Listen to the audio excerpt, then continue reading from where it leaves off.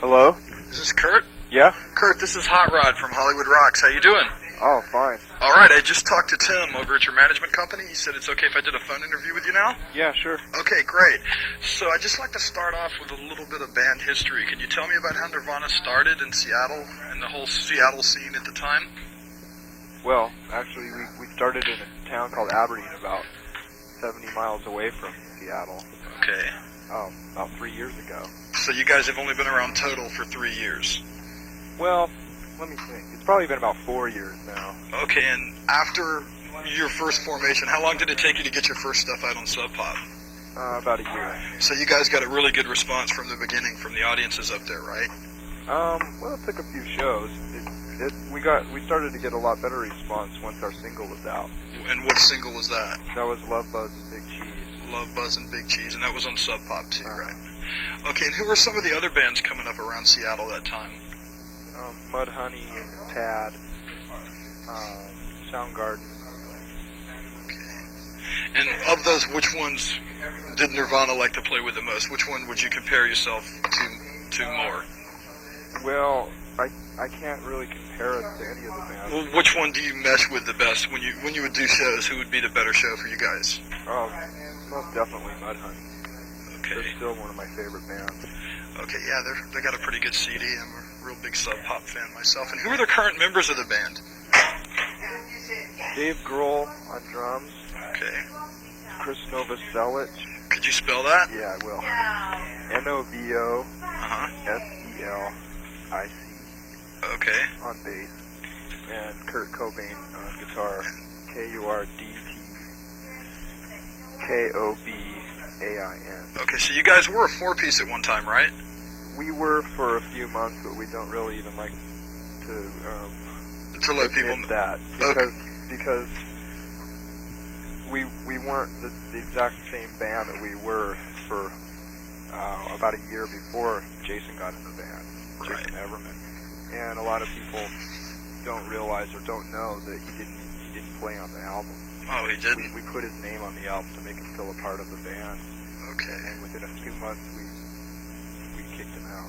Okay, so he's playing bass in Soundgarden now, right? No, he got kicked out of Soundgarden, too. Oh, wow. Who's their new bass player? His name's, what's his name? Oh, Ben Shepherd.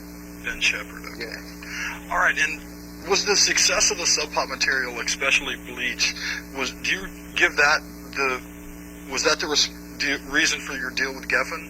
Do you think the response you guys got from a real small label like Sub Pop was what turned them on to you finally? Or was it just the strength of your new demo? What do you think?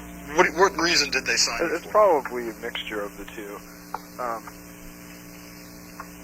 don't know. And I have heard the new demos. I heard 7 new songs, and they're really good. A friend of mine over at MCA, Brett Hartman, he was really hot on you guys.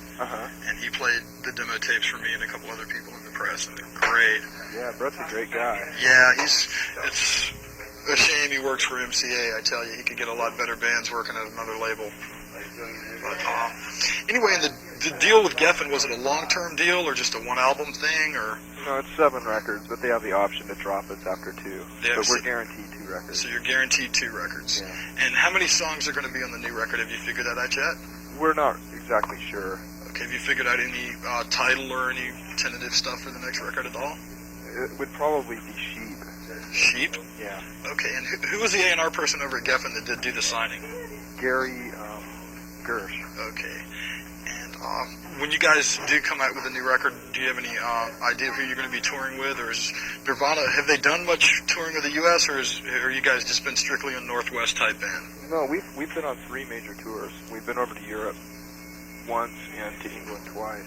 Okay, and who were you touring with then? Ourselves. Oh, you went over on your own tour? Yeah, well, actually, when we went to Europe the first time, we were with Tad. Okay. And the second time you guys were headlining that tour, who went over with you? No one went over with us this time. Okay. And I saw you play with Sonic Youth at the Hollywood Palladium. That was a great show.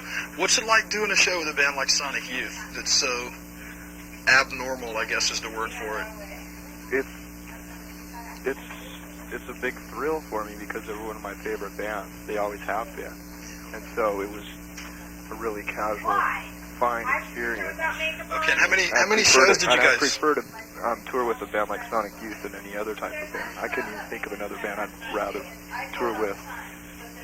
Okay, and on the market today, not just from the Seattle area, who are some of the other bands? Who are you influenced by when Kurt goes home to listen to music? Who does he listen to? The Pixies, REM. And you're not really too much like those people. How have you come up with your own style of sound? You guys are very original. I don't know. It's just I can't think on those terms at all. It just comes out of us. Okay. It's just, I don't know. It's a mixture of different influences that I've had over the years. I've basically been into punk rock for about 6 or 7 years now, and that's always been my favorite form of music. But now I'm admitting that I like pop music because I used to really like the Beatles when I was a kid. Yeah. So I'm kind of reverting back to that, but I'm still not denying punk rock. Or do you think that's going to change Nirvana's sound? That kind of change back to pop music? Not enough.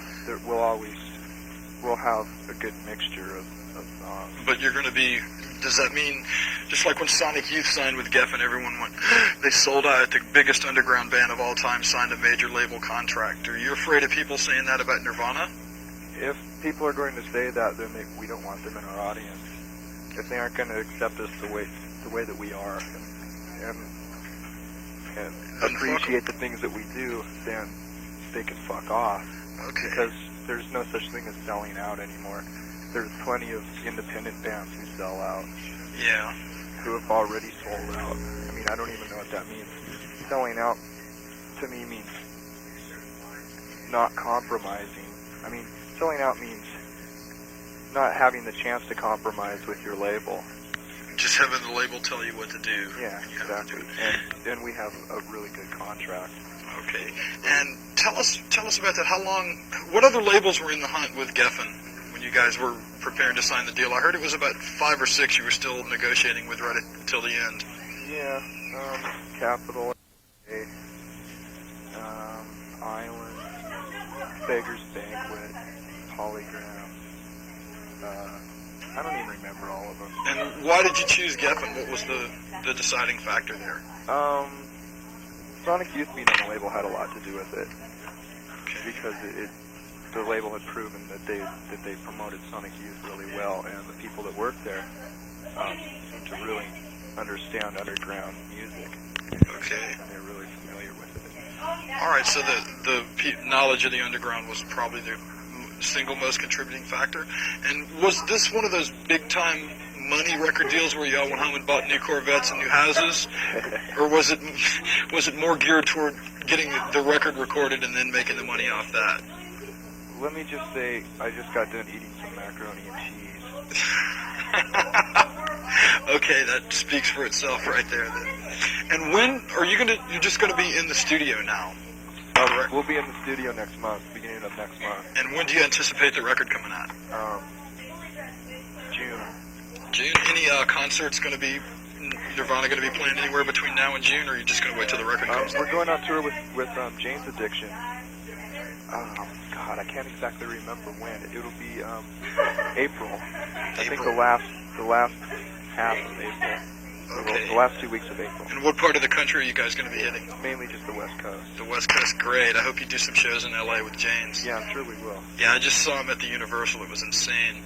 Wow. Yeah, that's going to be great. Congratulations on that. And anything else in the future, near future from Nirvana that people should know about? Nothing really. Just be patient with the new record when it comes out, because it's been a long time.